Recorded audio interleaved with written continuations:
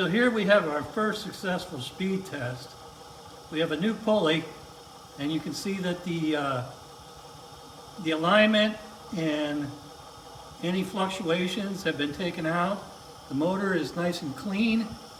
Down here we have the Hall effect pickup, which is picking up the RPM of the rotor. Here's our power supply. And up here, you can see that we're running about 340. So we have our controller box, and the tremolo speed is adjustable, and you can see it takes a little while for the speed to pick up. But we can run this thing all the way up to about 700 RPM.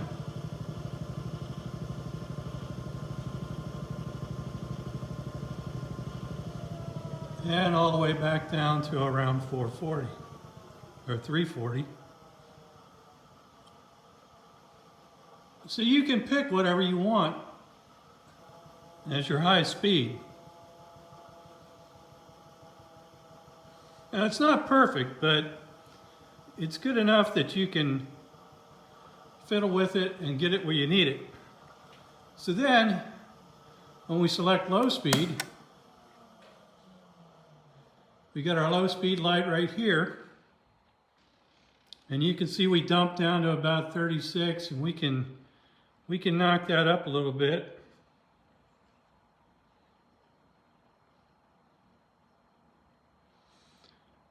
So low speed is, let me get on the other side here. Low speed is completely adjustable with this resistor. And you can set it to whatever you want. So, and it'll also go up to about 700.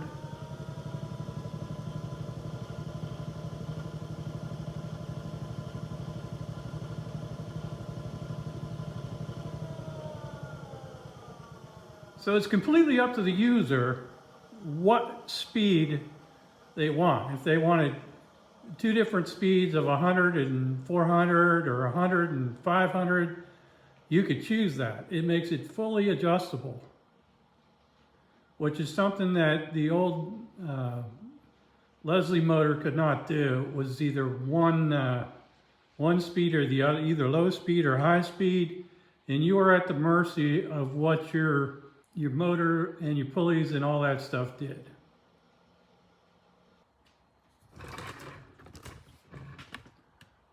And here's a look at the rotor itself. We're running about 40 RPMs right now. We'll go to high speed.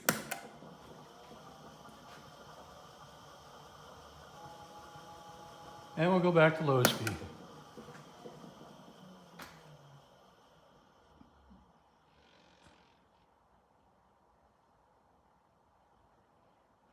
And if we go to stop, it stops.